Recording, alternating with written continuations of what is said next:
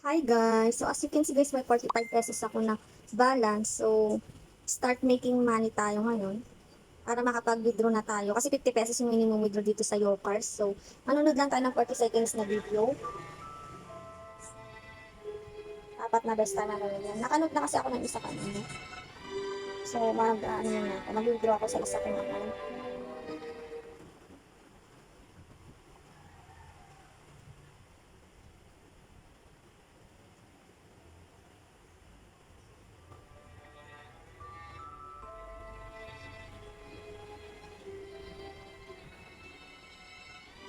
Yan, submit mo lang yan. Tapos isa na naman, ganun lang.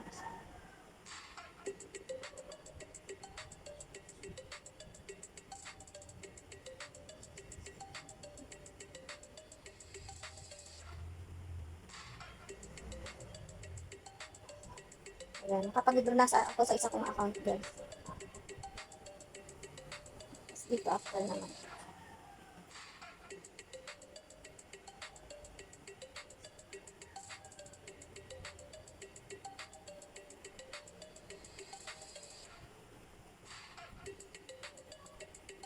Tapos last na, para maka-withdraw na tayo.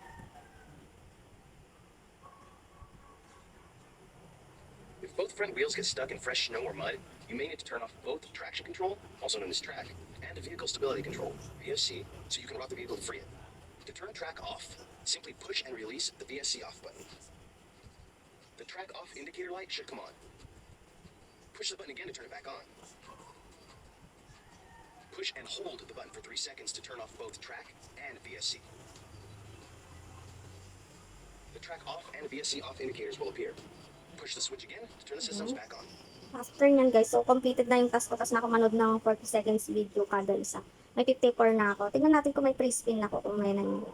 So wala. Mag-withdraw na to. So yan na nga guys, mag-withdraw na sana ako, kaso nga lang, may free spin ako, so mag-spin muna tayo para mas malaking ma-withdraw natin. May na-invite kasi ako na nag-top up. Sana malaki, please. Malaki naman, please. O ba yan? 158 pesos lang. Receive bonus 158.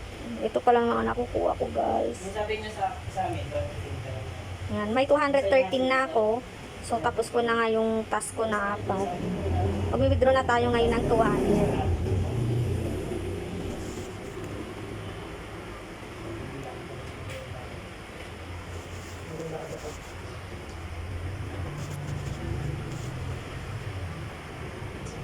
Ayan, for processing na siya guys.